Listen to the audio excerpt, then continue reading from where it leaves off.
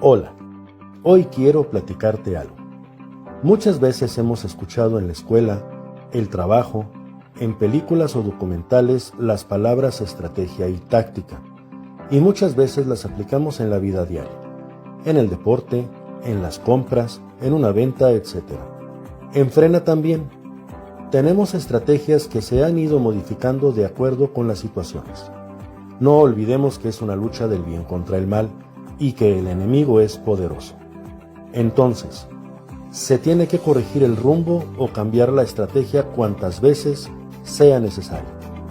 A veces las movidas son riesgosas y las consecuencias pueden ser, además de dolorosas, incomprensibles. Pero todo se hace buscando el objetivo primordial, la renuncia de López. Mover una pieza hacia atrás no significa perder ni rendirse, sino reagruparse y, cerrando filas, preparar un golpe más contundente y definitivo. En las grandes organizaciones, las estrategias no pueden ni deben ser del conocimiento de todos. Siempre existirá el riesgo de que esa información se divulgue, ya sea por entusiasmo, indiscreción, deseos de protagonismo o por traición. Y eso echa a perder los planes.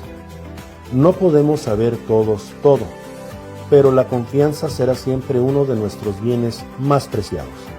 Nuestra honestidad, transparencia, dignidad, pureza de intención, valor y amor por México son nuestras armas como movimiento 100% pacífico que somos. Solamente entendiendo esto, tendremos la serenidad para hacer jaque mate.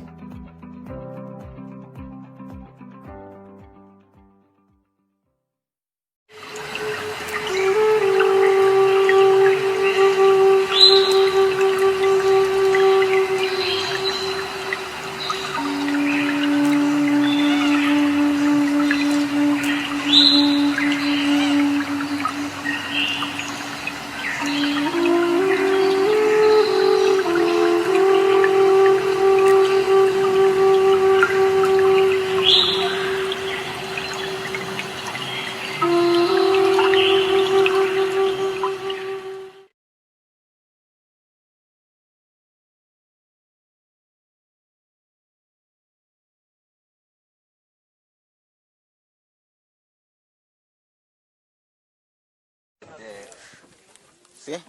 Unas palabritas. Sí, bueno, diga. lo que dicen los compañeros es cierto. Aquí vienen los políticos a buscar su voto y nosotros como alcahuete nos enfrentamos llevando al grupo. Y ya cuando ellos sientan, porque yo siempre, cada gente de esos que vienen a visitarnos, le decimos la verdad, siempre le he dicho yo, cuando sienten, acuérdense de la gente, de los campesinos, pero ellos se van y cuando ven el costalón de dinero se lo atrapan ellos y los campesinos que se mueran. Aquí nosotros sufrimos, tenemos más de 45 años, en el 77 el que es presidente de la República ahorita en México estuvo andando, él conoce Sal si puede, hoy lo llevamos al puesto. ¿Y qué pasó? ¿A dónde está lo que ellos prometieron? ¿Ah? ¿A dónde han dejado el dinero que dice que le quitaron los corruptos? ¿Ah? ¿Será que como en aquellos tiempos el PRI era corrupto, pero así nos traían que sea un grano de maíz, pues? Pero hoy siempre Obrador se ponía, así como estamos hablando ahorita en televisión, y decía, dejen, compañeros campesinos, de agarrar despensas, frijoles con gorgojo. Cuando yo esté en el puesto, les voy a llevar lo mejor. Hoy, ¿a dónde está? Estuvo en Villahermosa hace 2 días. ¿Se acordó de nosotros? Nada. No. Entonces, aquí yo tengo 45 años viviendo en este ejido, pero yo no he visto nada de que las autoridades vean las grandes necesidades aquí. No entran, pues, no vienen ni Protección Civil, ni eso de la Nación. Si al caso, cuando ellos quieren votos, sí te vienen a ver. Sal si puede lo tienen abandonado. Sal si puede lo buscan, porque aquí comenzó el PRD en esos tiempos. Ahorita hay morenistas, yo soy morenista, pero no me agrada lo que ellos hacen. Porque ellos dijeron, vamos a cumplir con los campesinos, y no han cumplido. Se han robado los billetes que hay en México. Los impuestos que nosotros pagamos, ellos lo han robado. ¿Cuánto nos cobran de luz? ¿Cuánto nos cobran el azúcar? ¿Cuánto nos cobran los cayucos? Los permisos para ir a pescar un pescado. ¿A dónde está ese dinero? No hay nada. Por eso, como digo aquel, estoy enojado porque ahorita no voy a votar por ningún sinvergüenza de eso. ¿Ustedes votaron el 6 por 6? 6 por 6 votamos nosotros. Así fue. Y hoy no se acuerdan de nosotros. Porque no han cumplido. Es pura mentira. Ahorita estamos viendo que las morenas no son nada. Mira cómo están los compañeros sacateando su ganado. Hay una necesidad. ¿Cómo estamos nosotros dentro de la casa? Si usted pasara, ¿vio usted cómo estamos? Ahorita lo Con vas a ver. tablitas ahí. Los animalitos del corral. Ahí están arriba de las maderitas. Los sembrados, veo usted en mi hogar, pues donde estoy, yo mantengo mis sembrados.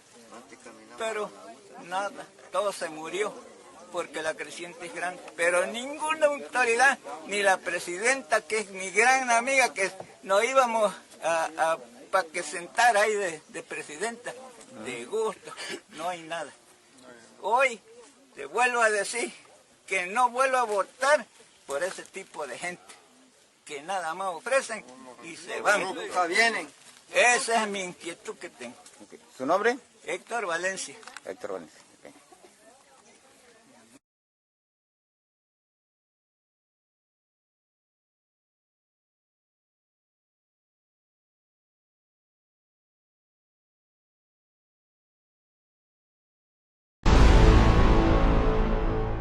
Toda su vida como político, este ha sido su principal lema, el sello personal de Andrés Manuel López Obrador. Por el bien de todos, primero los pobres. Primero los pobres. Esa es nuestra doctrina. Por el bien de todos, primero los pobres. Le vamos a dar preferencia a los vulnerables y a los desposeídos. Por el bien de todos, primero los pobres. Primero los pobres. Primero los pobres, por el bien de todos, lo subrayo. Primero los pobres. Y no nos engañó, así ha sido. Primero los pobres se mueren de COVID. Si hay desabasto de medicinas, primero son afectados los pobres. Quitamos el seguro médico, primero a los pobres. Primero los pobres sin guarderías, primero los pobres sin comedores comunitarios. ¿Quiénes fueron los primeros en quedarse sin empleo por la pandemia? Los pobres. Y si tenemos que inundar Tabasco, primero inundamos a los pobres. Cuando inició el sexenio, había 52 millones de pobres según el Coneval, el organismo que mide la pobreza en nuestro país.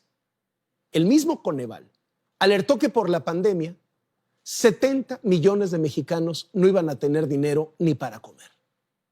Eso ya es gravísimo. Lo que no sabíamos era que la pandemia también iba a matar más a los más pobres. No se ha quedado una sola persona sin atención. No. ¿Qué le digo? Esta semana llegamos a la cifra oficial de 100,000 personas muertas por coronavirus. Todos sabemos que en la realidad son muchas más, unas 250,000. ¿Y sabe qué revelan las estadísticas? Que mientras menos dinero se tiene, el riesgo de morir por COVID es más alto.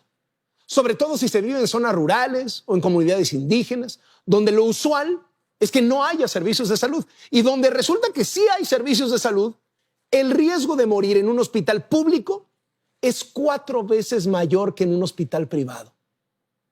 ¿Qué dicen las actas de defunción? Que los muertos por COVID son en su mayoría albañiles, obreros, vigilantes, vendedores ambulantes, choferes del transporte público, amas de casa, jubilados. O sea, personas con ingresos bajos para quienes era prácticamente imposible pagar un hospital particular. Y menos si se quedaron sin trabajo durante el confinamiento. Casi todos los países del mundo otorgaron apoyos económicos directos a su población, cheques, metieron dinero a las empresas para evitar quiebras, para evitar despidos. Es un timbre de orgullo poder representar más darles preferencia, si se puede decir así, a los pobres, a los necesitados. No es cierto. México invirtió apenas el 1% de su Producto Interno Bruto para el alivio de la pandemia. Ni los países africanos, que están en condiciones económicas mucho más difíciles que México, le metieron tan poquito dinero. Togo destinó el 12% de su Producto Interno Bruto. Zimbabue, el 10%. Mauritania, poco más del 5%. México, 1%. En México no hubo dinero del gobierno apoyando a la gente. Aquí, si querían, les prestaban y había que devolverlo. López Obrador prometió microcréditos de 25,000 pesos para las empresas más chicas. 1 millón de microcréditos. Ajá. Resulta que hay más de 4 millones de micro, pequeñas y medianas empresas. Y del millón de microcréditos prometidos, no se entregaron todos. Miles de negocios tuvieron que cerrar. ¿El resultado? 20 millones de mexicanos tienen menos ingresos. Y según el INEGI, entre julio y septiembre de este año, el número de desempleados llegó a más de 3,5 millones de personas. Hay 5 millones de mexicanos que ya ni siquiera califican como desempleados porque no están buscando empleo, están desesperanzados. Y la economía va en picada. Pues sí, caímos, pero cayeron más otros. ¿Por qué no miden cómo les fue a otros con relación a México en caída económica, en desempleo? Vamos a medirlo, tal cual. México es de los peores del mundo y de América Latina. Para finales de este año se estima que la economía mexicana caerá 9%. ¿Quiere que lo comparemos con Brasil, por ejemplo? Brasil va a caer 5,8%. Chile, 6%. Colombia, 8,2%. Bueno, hay uno que está peor, Venezuela, con un desplome del 25%. ¿Nos vamos a comparar con Venezuela para sentirnos mejor? Y sí, la pandemia lo puso peor, pero ya veníamos muy mal. De entrada, López Obrador empezó a aniquilar todos los apoyos que había para los más pobres. El programa central, emblema de apoyo a la pobreza, ese que cada sexenio iba cambiando de nombre, Solidaridad, Progresa, Oportunidades, Prospera, ese no cambió de nombre, desapareció. El programa de empleo temporal desapareció también. El Seguro Popular, que sirvió para que más de 20 millones de mexicanos accedieran a las instituciones de salud y a tratamientos para enfermedades como diabetes, como cáncer, cancelado también. Y esos 20 millones de mexicanos, por cierto, mexicanos pobres, se quedaron sin servicios de salud. Y además se quedaron sin medicinas, porque el recién creado INSABI, el Instituto para la Salud y el Bienestar, que iba a suplir al Seguro Popular, pues no podía atender a tanta gente. Todavía no puede atender a tanta gente. ¿Y cuál ha sido la justificación del presidente? Se transferían recursos para el llamado Seguro Popular a los estados y no se administraban bien. Había muchísima corrupción. Todos estamos en contra de la corrupción, punto. Hay que acabar con la corrupción, punto. Hay que hacerlo con inteligencia, eso sí. No tienes que dejar a la gente sin guarderías, sin medicinas, sin hospitales. Con decirle que el año pasado, Liconza dejó fuera del reparto de leche subsidiada, de leche más barata, a casi 500,000 de mexicanos pobres. Y además subió el precio de la leche 150%. Y eliminó de su lista prioritaria de abasto a 67 de los municipios con mayor marginación del país. ¿Primero los pobres? Pues sí. Son ellos los primeros en la lista de recortes. ¿Y cómo vamos con los nuevos programas sociales? Pues no se sabe bien a bien. López Obrador dice que llegan al 90% de la población. Estudios del sector privado dicen que solo al 18% de la población. ¿Y por qué no se sabe bien a bien? Porque el gobierno no dice a quién le entrega los programas sociales. Los censos de beneficiarios son opacos.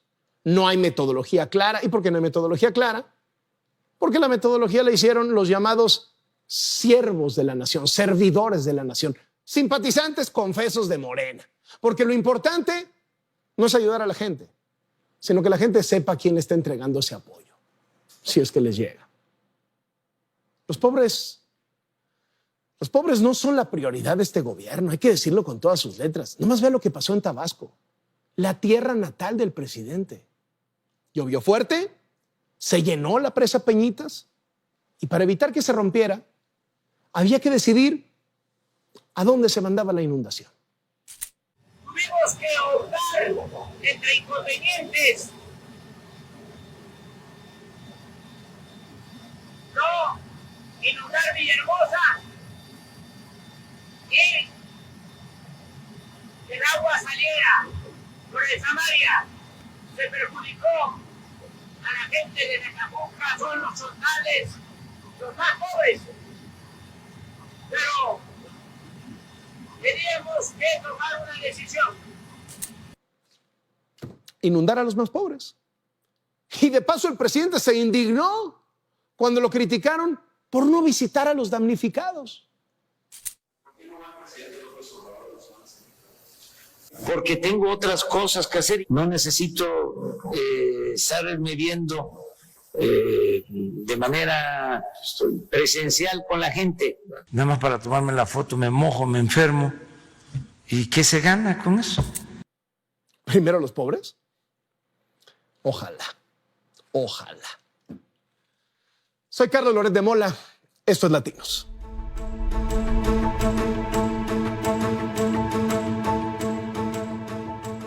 Tienen una vida hecha en Estados Unidos, hijos nacidos ahí, han echado raíces. Pero el gobierno de Estados Unidos los va a convertir en ilegales el próximo año. Y el gobierno de México, su gobierno, el que los llevó a trabajar allá en los 50 consulados de nuestro país, los va a despedir.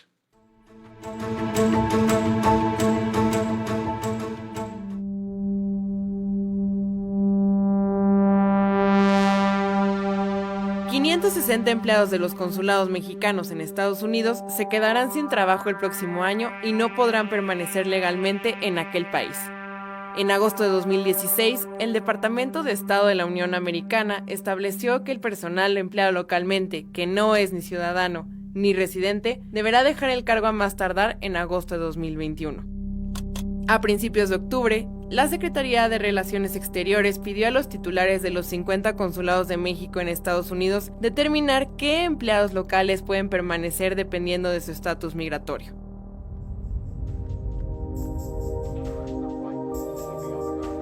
México tiene la red consular más grande en el extranjero con 50 consulados en Estados Unidos para atender a los más de 11 millones de mexicanos que residen en ese país. De los 1,700 empleados locales que trabajan en los consulados, se decidió que 560 tendrán que cumplir con la instrucción del gobierno estadounidense. Mes con mes, dichas oficinas expiden alrededor de 100,000 pasaportes, visitan en promedio a 5,000 mexicanos detenidos en prisiones, realizan 200 talleres y eventos de asesoría migratoria, atienden más de 20,000 llamadas y emiten cerca de 70,000 matrículas consulares que funcionan como identificaciones. Las necesidades de estos 11 millones de mexicanos que mandan más de 30,000 millones de dólares a México anualmente son atendidas en los consulados precisamente por los empleados locales.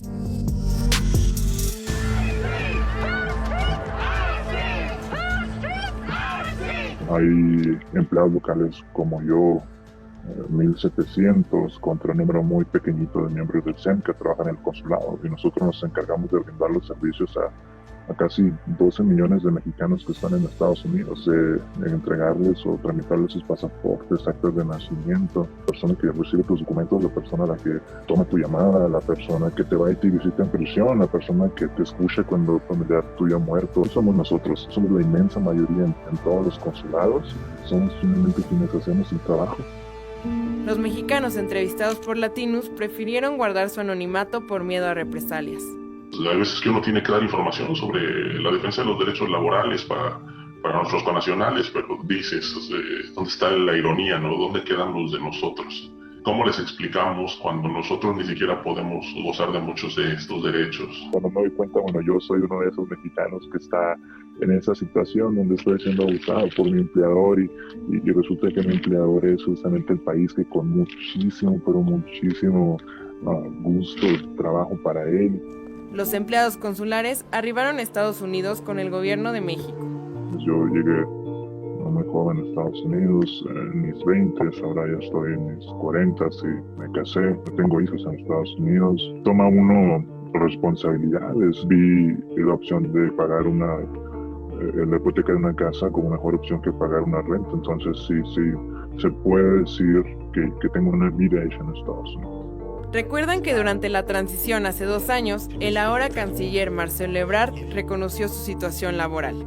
La parte que más nos preocupa ahorita no sería tanto los integrantes de servicio exterior, cuanto los empleados locales en donde tenemos instalaciones y representaciones, porque a esas personas pues tienen un rezago muy grande de hace muchos años. Entonces vamos a ver cómo podemos paulatinamente mejorarles sus condiciones. Me refiero a los que hacen el trabajo todos los días. Con la entrada del nuevo gobierno esperábamos que nuestra situación fuera revisada. El canciller Ebrard dijo que iba a revisar nuestra situación cuando recién tomó posesión, y han pasado un par de años y el tiempo ha seguido corriendo, y agosto del 2021 es el próximo año y no hemos tenido respuesta. El salario base de los empleados locales es de $2,000 mensuales y está considerado por el gobierno estadounidense por debajo del nivel medio de pobreza, por lo que afirman que ningún estadounidense querrá hacer el trabajo que ellos hacen por ese dinero. Y que además el gobierno de México necesita de gente con un perfil y una preparación, no solamente en el servicio exterior, sino en las personas que atienden al paisano, que tengan una experiencia para decirle al paisano, mira, tu asunto tiene una solución y puede ser por acá. Y mucha de esa experiencia que se ha obtenido por años pues, se va a perder. Los empleados locales esperan que su lucha de años sea escuchada ante cambios en la administración federal estadounidense. Estamos en una transición a una nueva administración del gobierno federal de Estados Unidos que podría traer en beneficio de los paisanos algún tipo de reforma migratoria. El gobierno mexicano necesita gente con experiencia que ya se reunió. Que luego parece irrelevante hasta que te acuerdas que hay 12 millones que mandan remesas, y nosotros somos el músculo que la defiende, que los atiende, que los tiene que proteger aquí, y parte de ese músculo se va a ir, nos van a correr ahora en unos mesecitos. Entonces, ¿qué va a pasar con la banda en Estados Unidos? ¿Quién va a llegar para defenderlos?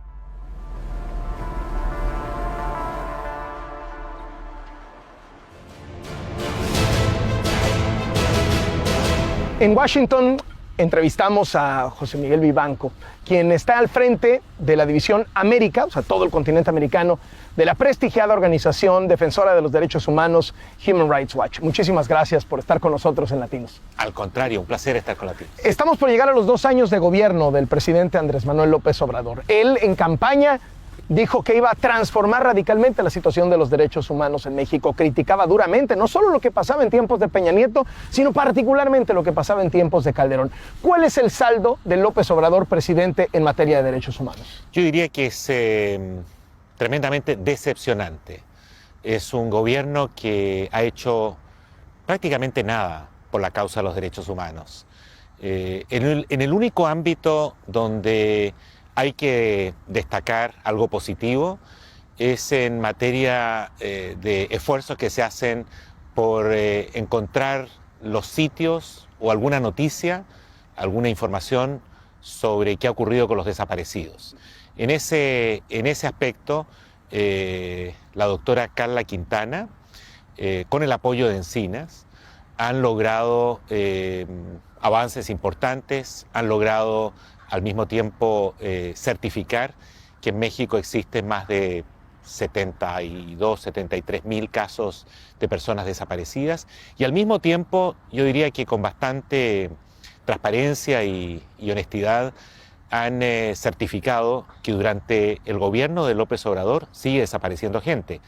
Esto no es un dato menor, estamos hablando de miles de personas que en los 2 años de López Obrador han desaparecido a raíz de actividades que se presume actividades criminales cometidas por los carteles como también por agentes del Estado. Pero en lo que tiene que ver con la reducción de los homicidios, de la violencia, atender los altísimos índices de impunidad respecto de ejecuciones extrajudiciales, las fosas comunes, la práctica de la tortura, en eso lamentablemente no hay nada que reconocerle a López Obrador. Una de las cosas que argumenta el presidente es que me dejaron un desastre de país. O sea, me está costando trabajo echarlo para abajo.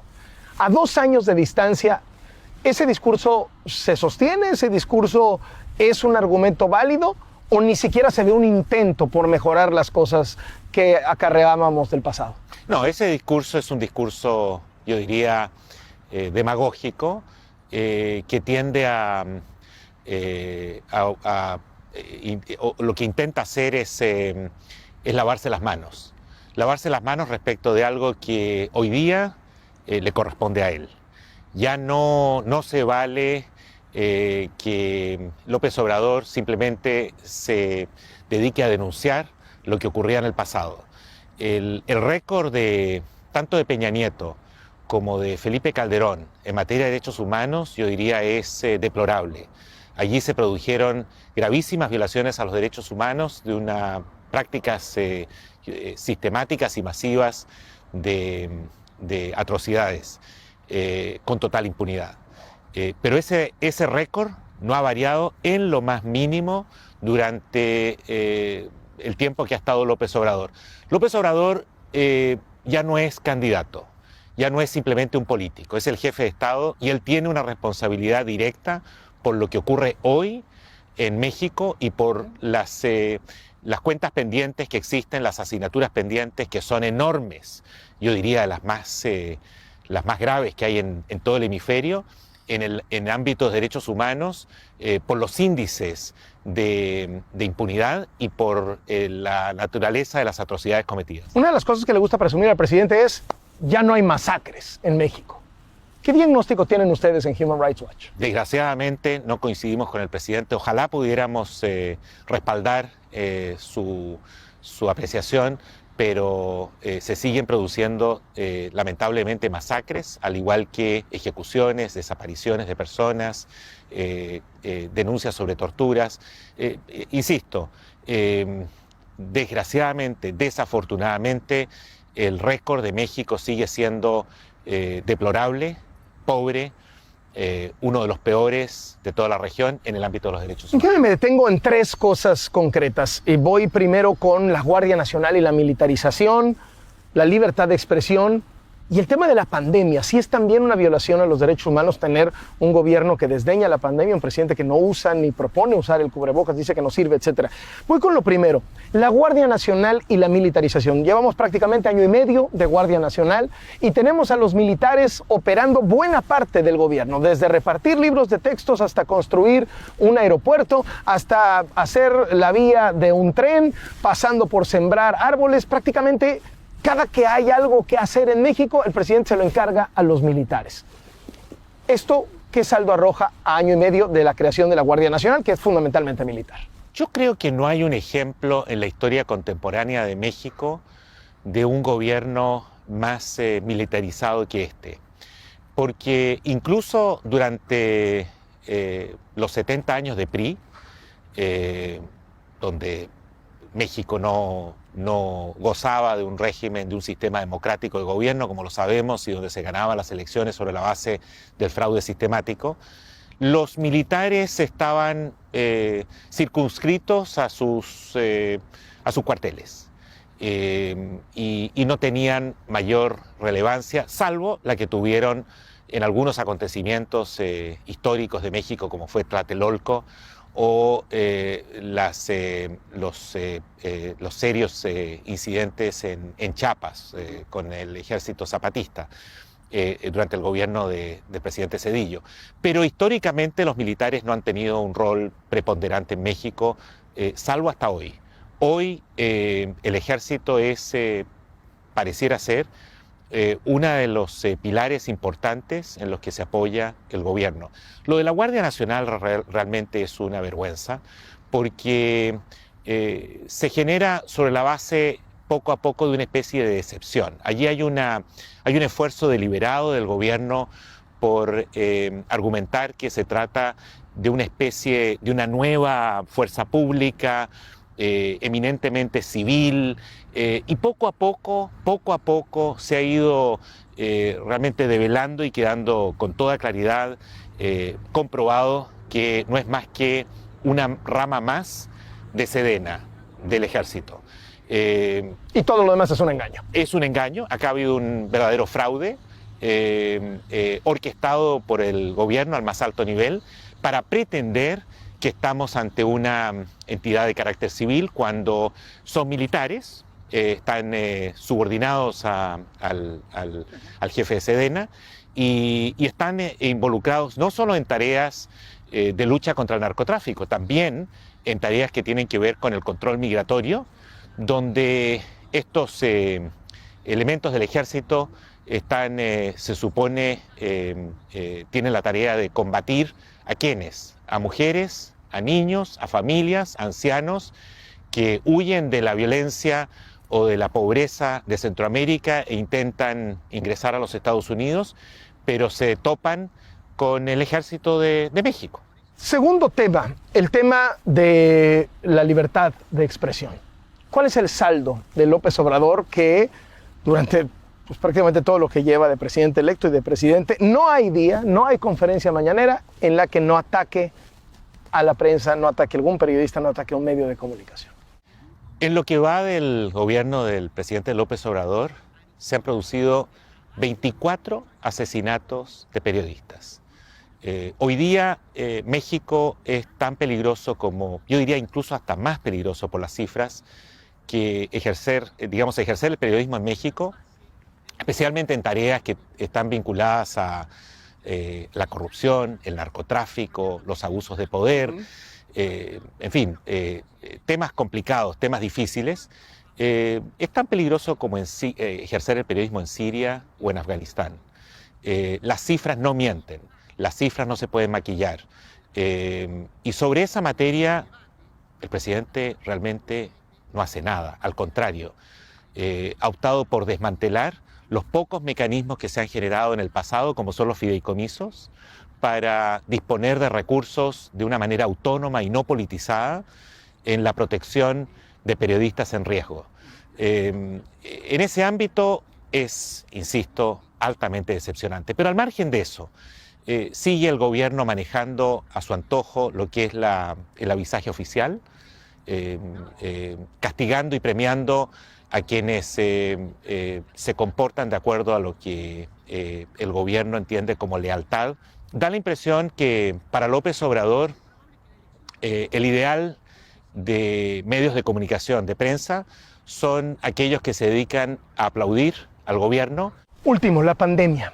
Hay un tema, está violando el gobierno mexicano los derechos humanos de la gente al minimizar la pandemia. No cabe duda alguna que hay un problema muy serio desde el punto de vista de salud pública. La pandemia es un virus letal, como lo sabemos.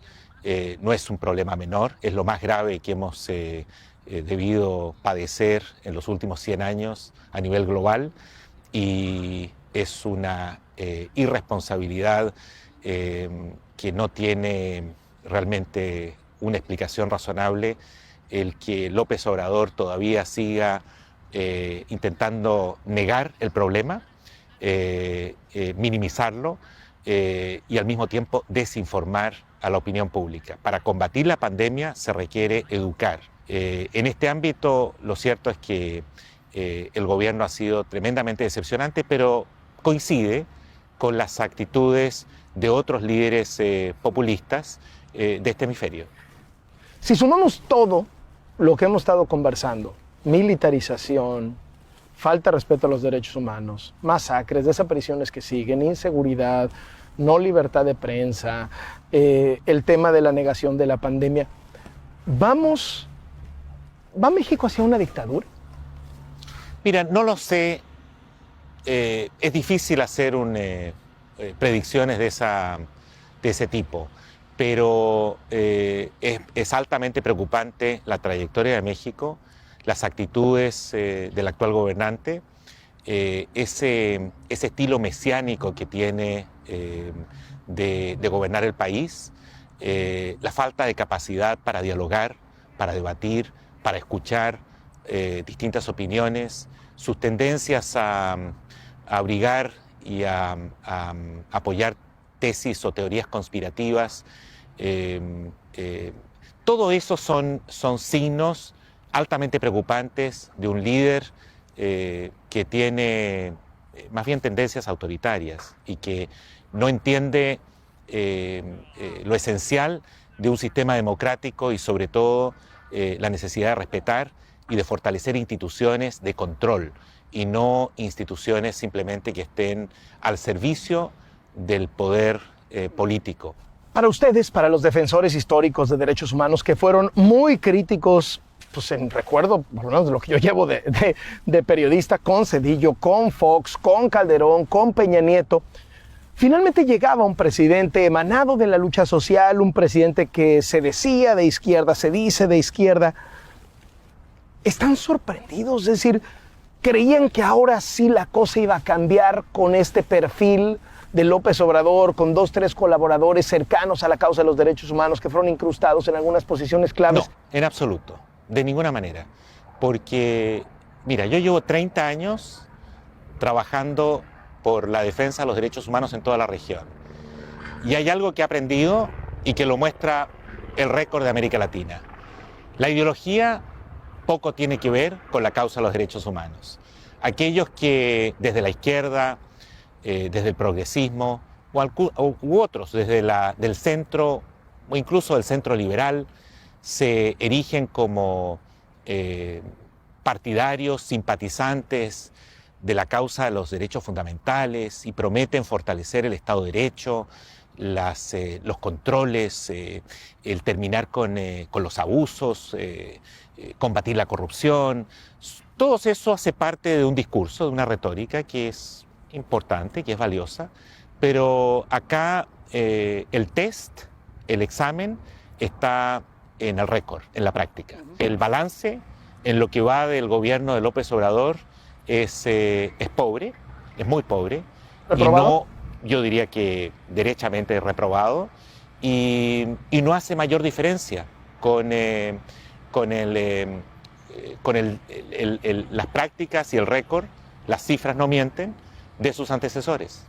Cuando dicen ustedes, organizaciones, cuando dice Human Rights Watch, cosas de esta naturaleza, el presidente se les va encima, los desacredita, los ataca, usa 1000 herramientas para tratar de desmentirlos. ¿Qué les parece eso? Mira, eso ojalá no lo haga. Hasta ahora, a pesar de las críticas que hemos formulado, ha evitado entrar en ese tipo de descalificaciones. Creo que le queda difícil descalificarnos de ese modo porque es cuestión de mirar lo que hemos investigado y lo que hemos publicado en los últimos 30 años sobre México. Muchísimas gracias, Miguel, por esta entrevista para Latinos. Al contrario, un placer estar contigo.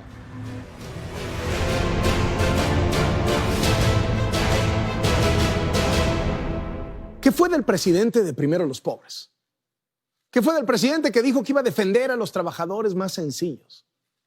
¿Qué fue del gobernante de izquierda que prometía estar con los derechos humanos, defender la democracia? A 2 años de distancia nadie sabe qué pasó con ese hombre. Nos vemos la próxima semana.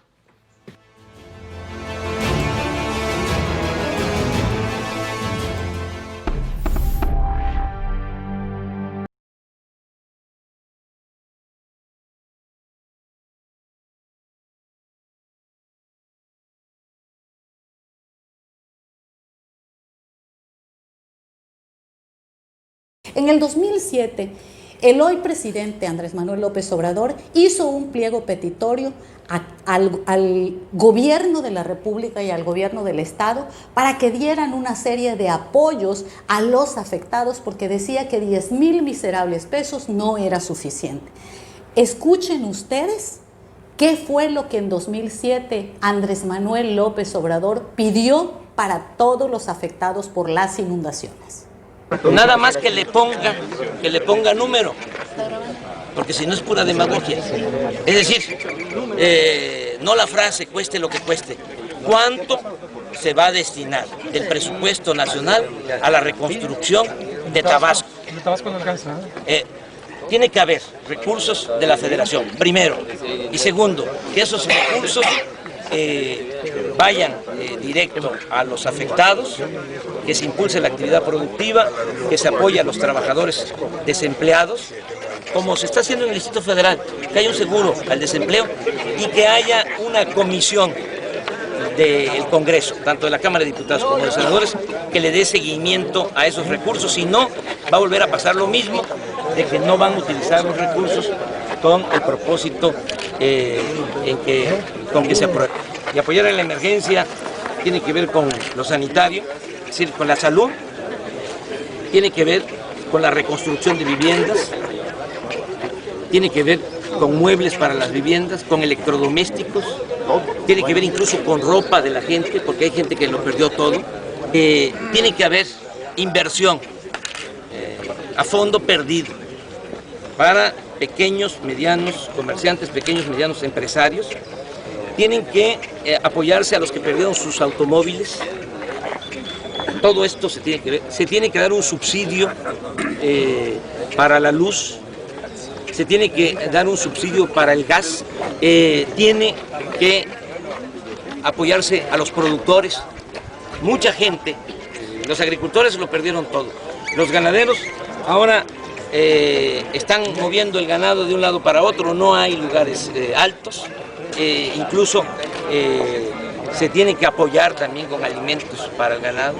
O sea, todo esto se tiene que evaluar y además hacer las obras de infraestructura.